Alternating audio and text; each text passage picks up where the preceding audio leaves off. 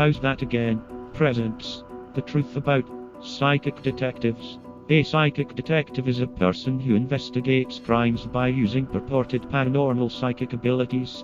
Examples include postcognition, the paranormal perception of the past. Allison DuBois, born January 24, 1972. Psychometry, information psychically gained from objects. Gerard Croiset, born March 10, 1909, died July 20, 1980. Telepathy. Frederick Marion, born October 15, 1892, died 1972.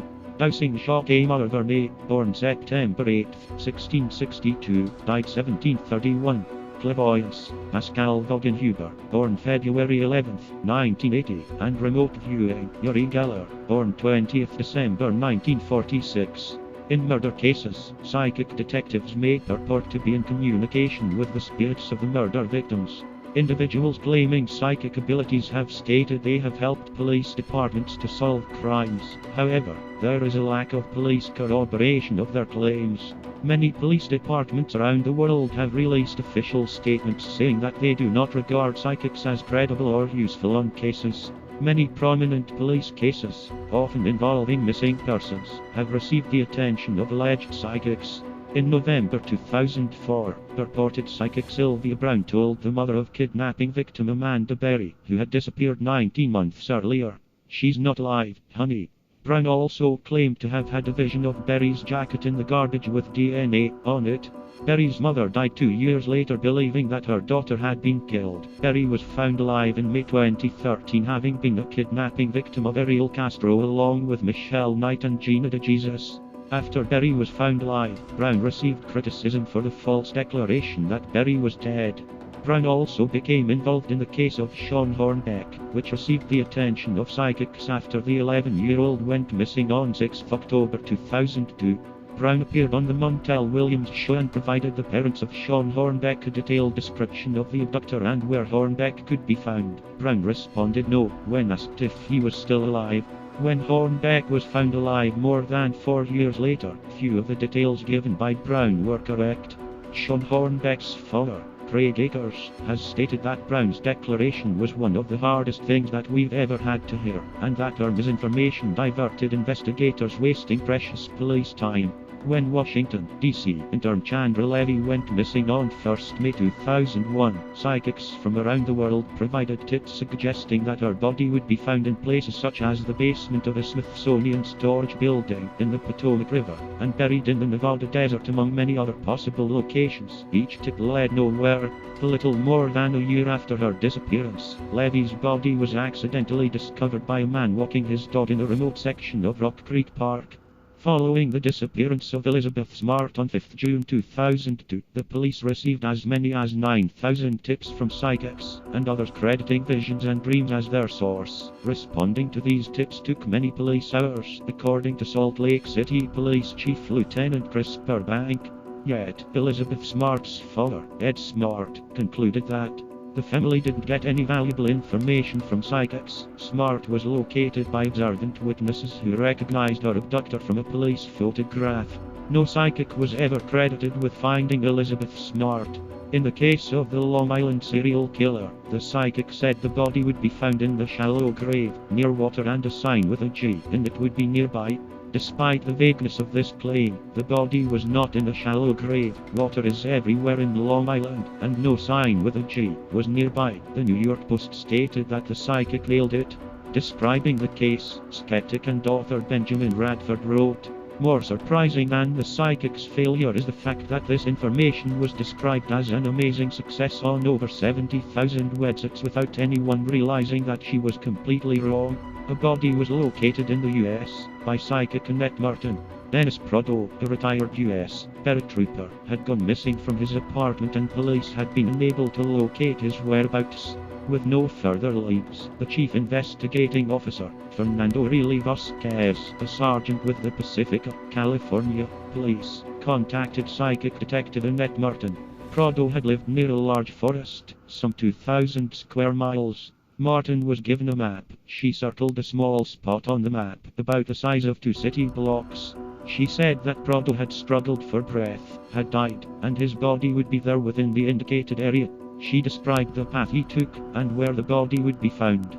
Although the area had been searched before and Prado had not been found, a search and rescue officer initiated a new search with the help of a search dog. As Martin suggested, a search dog is going to find him. They found the body covered with dirt at the location, as Martin had indicated. While the body had deteriorated, there was no evidence that he had been attacked, and it is thought that he had likely died of natural causes, as she also indicated. However, when Joe Nichol, a columnist for Skeptical Inquirer magazine, was shown tapes of Martin at work, he stated he was underwhelmed.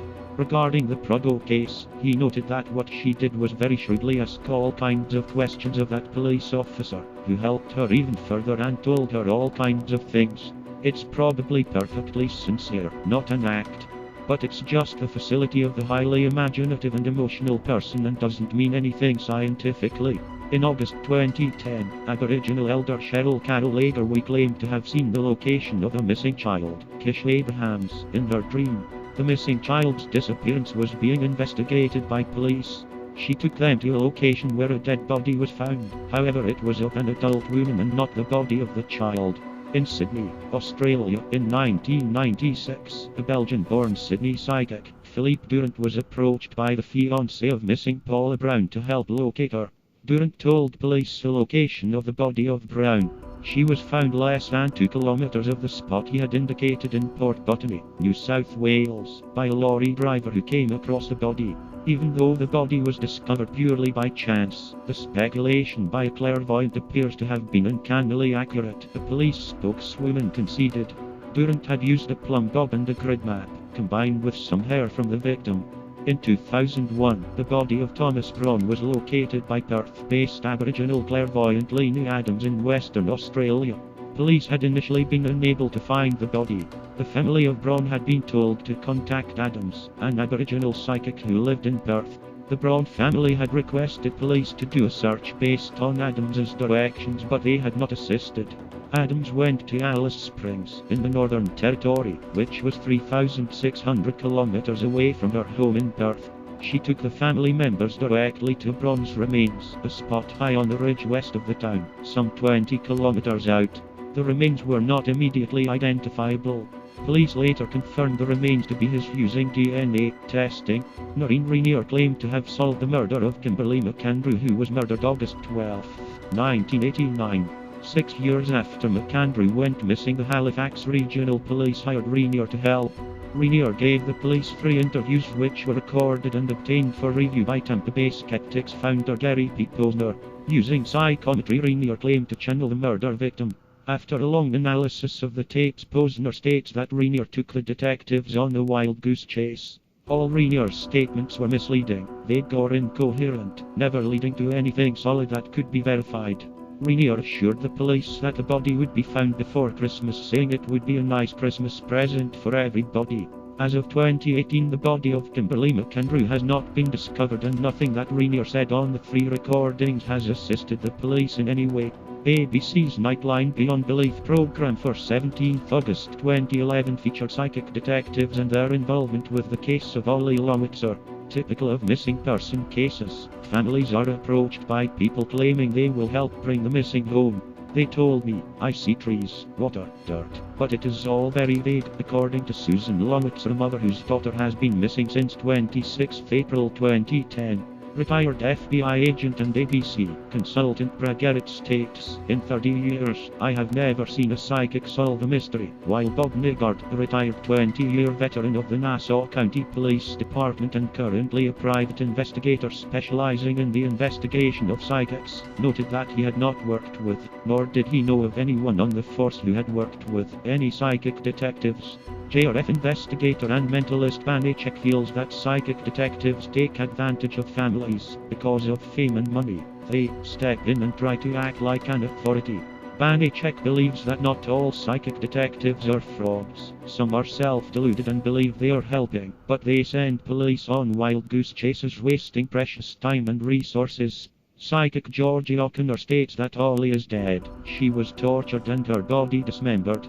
When asked by ABC's Juju Chang how can she tell parents this kind of information when she might be wrong, O'Connor replies, I can't let my ego get in the way of what I see. Despite the attention from psychic detectives, Ollie Lotzer remains missing from her Spring, Texas home. No psychic detective has ever been praised or given official recognition by the FBI or US National News for solving a crime, preventing a crime, or finding a kidnapped victim or corpse. The Australian Institute of Criminology, Australia's official crime research agency, advises parents of missing children not to resort to using psychics who approach them. Former FBI analyst and profiler Clint Van Zandt has criticized the use of psychic detectives and has stated that what happens many times is that professed psychics allow themselves the benefit of 20/20 hindsight.